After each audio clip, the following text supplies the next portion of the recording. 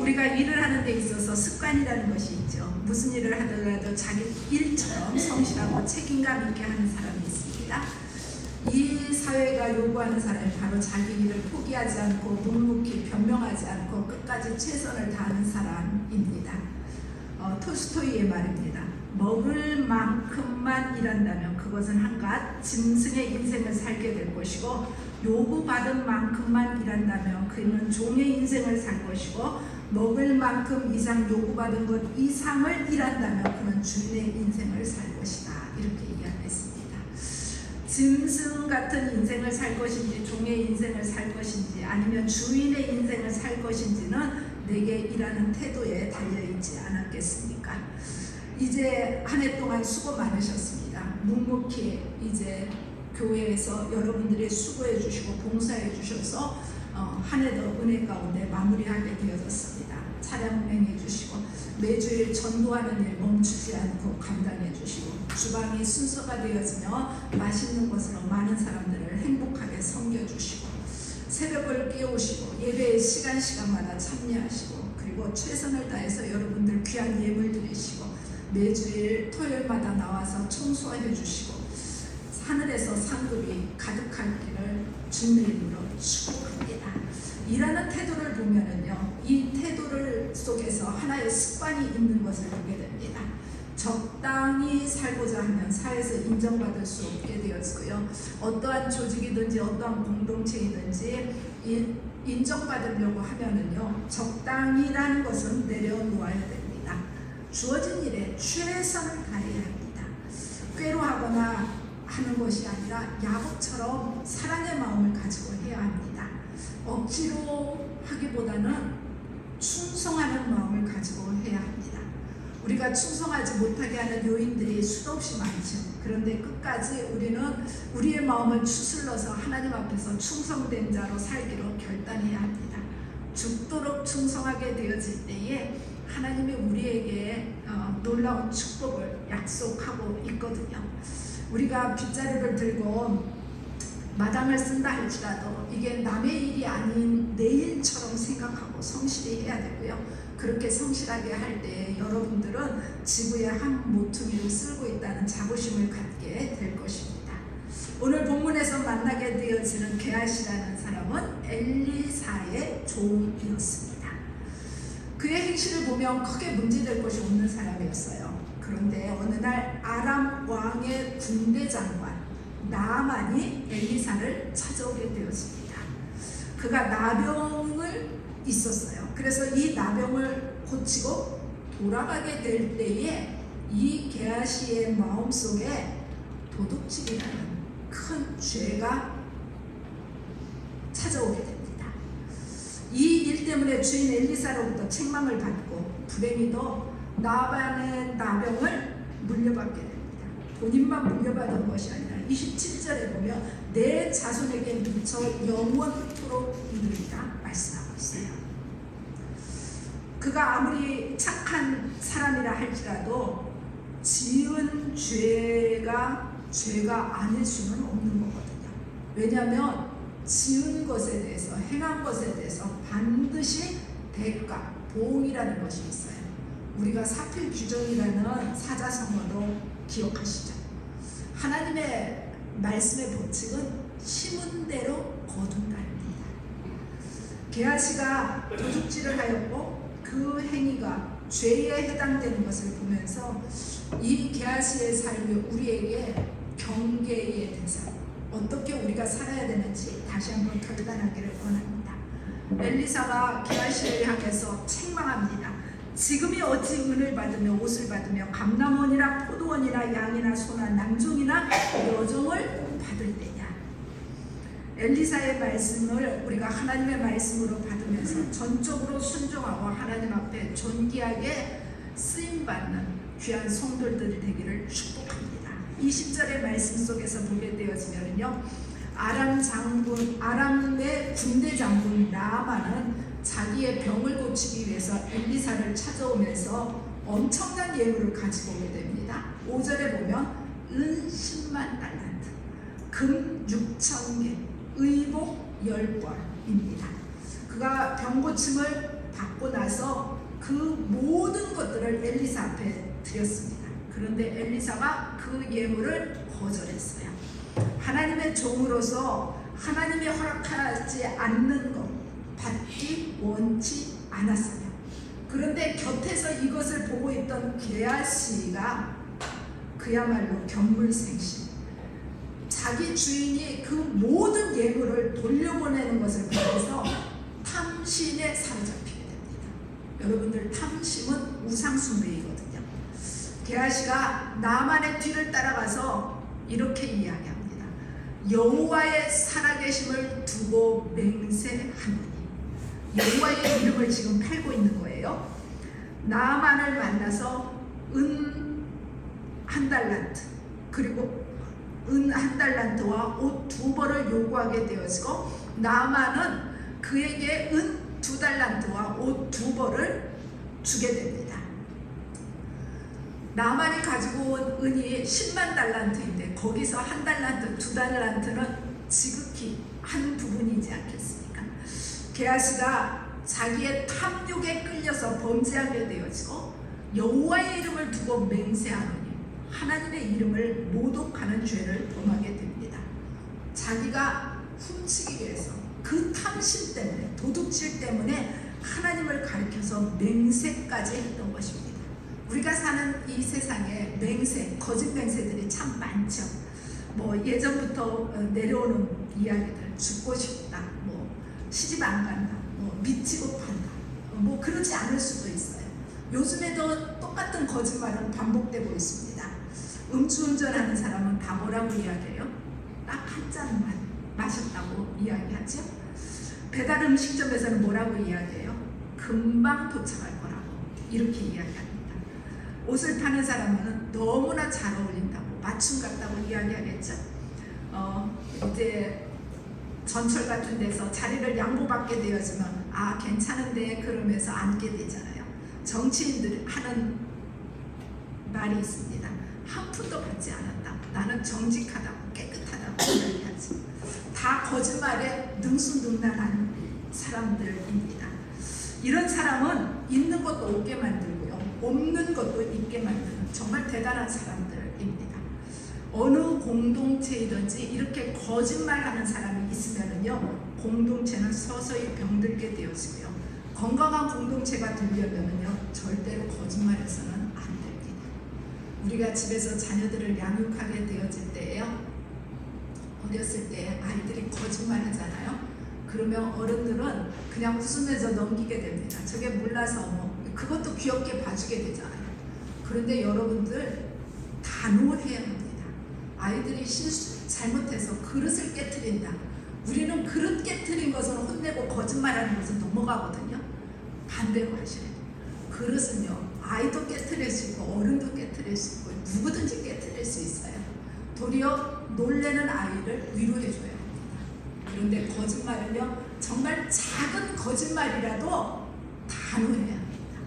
그 단호하지 않으면 그 거짓말이 그 삶에서 자기도 모르게 습관이 되어지고, 이 습관이 되어지면 자기의 인생에 엄청난 손해가 만나지게 되기 때문에 그렇습니다.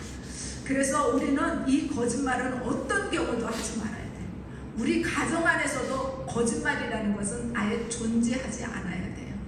이제 그 즉시 혼날 수 있는 일이라 할지라도 모면하려고 하는 것이 아니라 직면하는 훈련들이 필요하게 됩니다. 그래서 누가 말하든지 누구를 대하든지 그 사람이 그렇게 말했으면 그건 사실이야, 이렇게 인정받을 만한 삶의 자세를 가지고 우리가 이 땅에서 살아야 합니다. 사람들이, 기독교인들이 잘못하게 되면 더 비난이 많아지죠. 왜 그러냐면 기독교인들에 대한 기대치가 있거든요.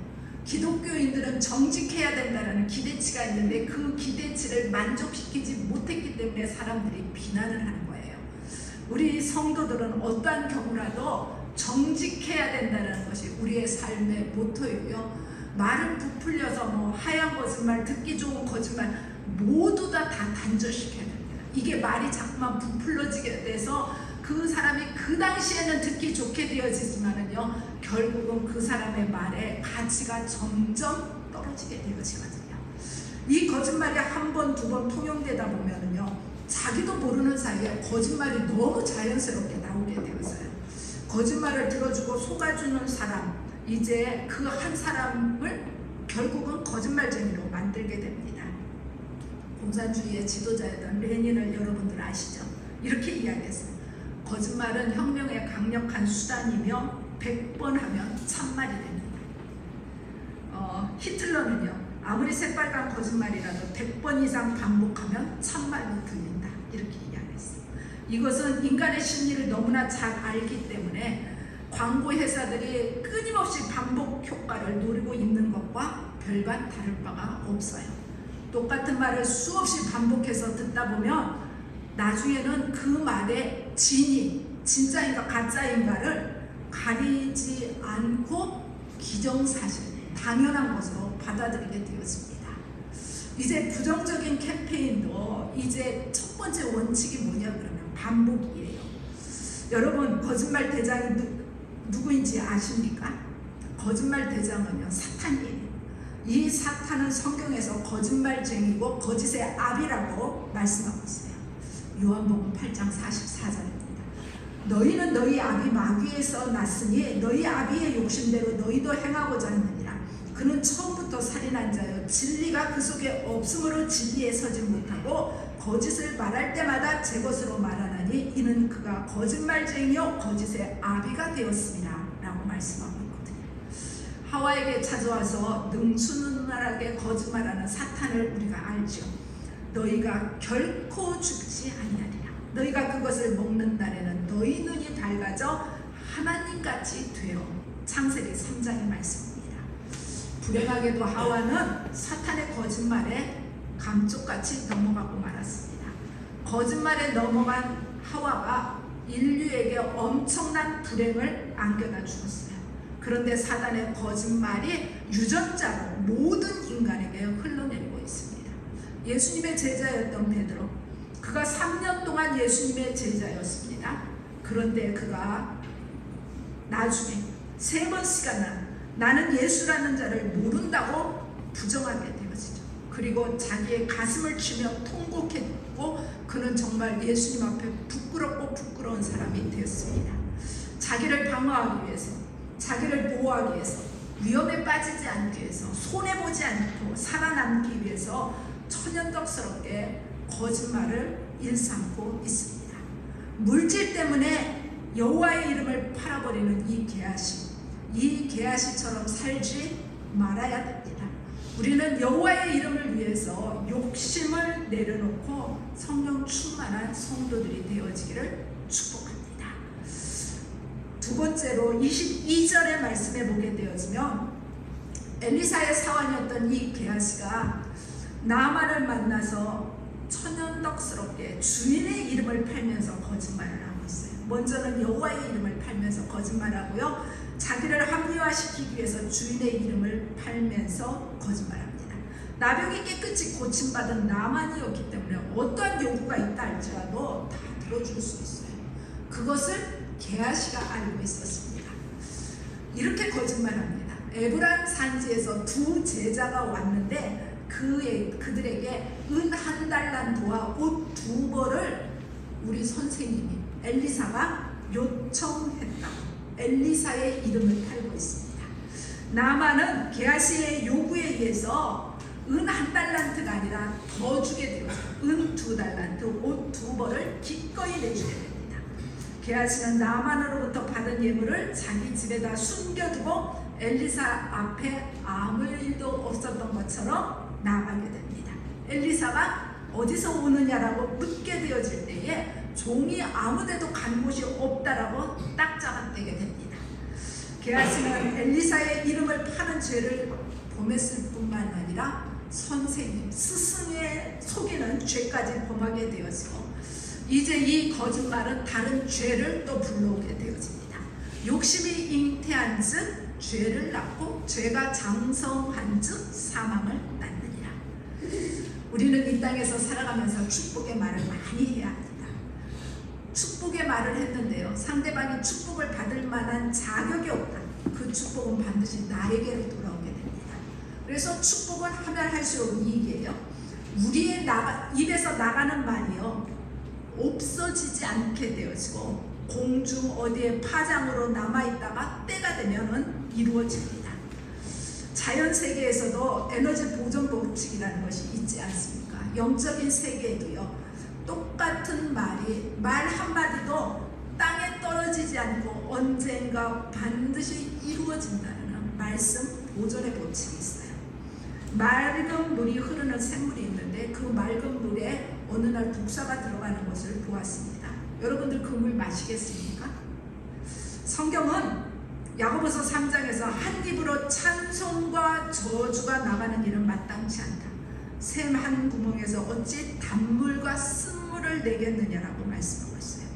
우리가 예수님을 믿고 성령님을 마음속에 모신 사람이 확실하다면 우리의 입에서는 영혼을 살리는 말, 축복의 말만 하는 것이 지극히 정상적입니다. 비난의 말, 시기의 말, 다툼의 말은 내성은 안 됩니다.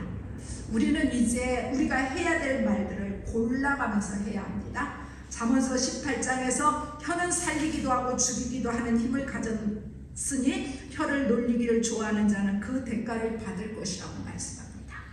에베소서 4장에서 무릇 더러운 말은 너희 입 밖에도 내지 말고 오직 덕을 세운데 소용되는 대로 선한 말을 하여 듣는 자들에게 은혜를 끼치라고 말씀합니다. 말은 반드시 바르고 단정하고 고요하며 그 마음도 바르고 단정하고 고요하게 이끌어가야 합니다. 우리 입에서 더러운 말을 자꾸 내게 되어지면은요, 성경에서는 에베소서 4장 30절 성령이 근심하며 성령이 소멸된다고 말씀하고 있어요. 게하시는 자기의 욕심을 채우기 위해서 선생님이었던 엘리사의 이름을 모욕되게 했습니다. 가룟유다, 그는 은 30에 예수님을 팔았던 것처럼 게하시는 은 1달란트 옷 2벌에 엘리사의 이름을 팔고 있는 것입니다. 우리 모두 여호와의 이름과 하나님의 종인 엘리사의 이름을 존귀케 하는 자 되기를 주님의 이름으로 축복합니다. 세 번째로요, 26절 27절의 말씀 속에서 보면 게하시가 멀쩡한 거짓말로 나만으로부터 예물을 착복했던 것은 두말할 것도 없이 하나님을 속이는 일이고 동시에 주인 엘리사를 속이는 일이었습니다. 아나니아와 삽비라가 자기의 재물 얼마를 감추었던 일을 두고서 베드로가 그를 향하여 어찌하여 내가 성령을 속이고 땅값 얼마를 감추었느냐라고 책망했던 까닭이 바로 그들이 하나님을 속였고 하나님의 사람을 속였기 때문입니다. 그런데 우리가 게하시가 누구보다도 자기 자신을 속이는 죄를 저질렀다는 것을 우리가 알아야 합니다. 거짓말은요, 자기 자신을 속이고요, 가장 미련하고도 부끄러운 일이에요. 게하시가 자기의 생각과 자기의 판단에 자신도 속게 되어지고 결국 그는 무엇을 얻게 되어져요? 나병이라는 것을 얻게 됩니다. 이제 나만의 예물이 정당하고 자기의 몫이라고 생각했어요. 게하시가. 이것은 사단이 충동질한 것이고 악령이 그의 삶 가운데 강하게 역사한 것입니다. 사탄은 게하시의 마음을 흔들게 되어지고 하나님과 하나님의 종의 마음을 아프게 하고 흔들었어요. 거짓말은요, 자기를 속이는 일이고 자신을 속이게 되어지면 그 모든 피해와 아픔과 책임이 자신에게 돌아가게 되어집니다. 하나님의 사람들은 늘 정직하여 깨어 있어야 합니다. 여러분들 이 땅에서 인간관계를 가지면서 저 사람 거짓말하는 사람이다, 그러면 아무리 친하다 할지라도 거리를 두셔야 합니다. 그 사람과 가까이에서 유입되는 것이 결코 남아있지 않거든요. 이 게하시의 탐욕으로 인해서 자신이 나병 환자가 되어졌고 자기의 자손까지 나병 환자가 되어지는 불행이 게하시에게 남게 되어집니다. 욕심의 결과, 탐욕의 결과는 자신과 자손들에게 멸망이고 저주로 찾아오게 되어집니다. 몸에 밴 습관이 인생을 좌우한다는 격언이 있습니다. 습관의 힘이라는 것은 결코 무시할 수 없거든요. 그래서 자기 개발서 전문가인 한 학자는 이렇게 말합니다. 습관이 처음 시작할 때는 보이지 않는 얇은 실 같지만 이것을 계속해서 반복하다 보면 점점 두꺼워지고 우리의 생각과 행동을 단단히 묶어주는 거대한 밧줄이 된다라고 이야기하고 있습니다. 우리가 거짓말하게 되어질 때 거짓말이 처음에는 한 번쯤 누구나 다 하니까 이렇게 생각할 수 있지만 그 거짓말이 결국은 올무가 되어지고 나병이 됩니다. 내 말과 내 행동을 동여매고 있는 밧줄을 여러분들 볼 수 있어야 됩니다. 어느 누구도 습관의 힘을 무시하고 멋진 삶을 살 수 있다고 말할 수는 없습니다. 이 습관이 반복되어지면서 이 습관을 통해서 한 사람의 인격이 형성되거든요. 그리고 그 사람의 삶의 방향이 정해져요. 그래서 우리는 어떤 습관을 가지고 있느냐가 우리의 인생에서 굉장히 중요하게 됩니다. 나의 마음속에 혹여라도 거짓과 탐욕과 죄악을 가지고 있다 그러면 이 시간 담대히 내려놓아야 합니다. 결코 우리에게 유익되지 않습니다. 회개할 것은 회개하고 버려야 될 것은 버려야 합니다. 나의 작은 거짓, 욕심으로 인해서 우리의 가정이 흔들릴 수 있고 교회가 흔들릴 수 있고 이 나라가 흔들릴 수 있습니다. 이렇게 되면 사탄이 좋아하는 사람이 되지 않겠습니까? 하나님의 사람들은 오직 기도와 말씀으로 충만해서 모든 유혹과 거짓과 욕망을 물리칠 수 있고 분별할 수 있는 능력이 있는 성도들이 되어지기를 축복합니다. 사랑하는 여러분, 오직 말씀과 믿음과 은혜로 날마다 새로워지는 나와 우리의 가정, 우리의 공동체 되어지기를 원합니다.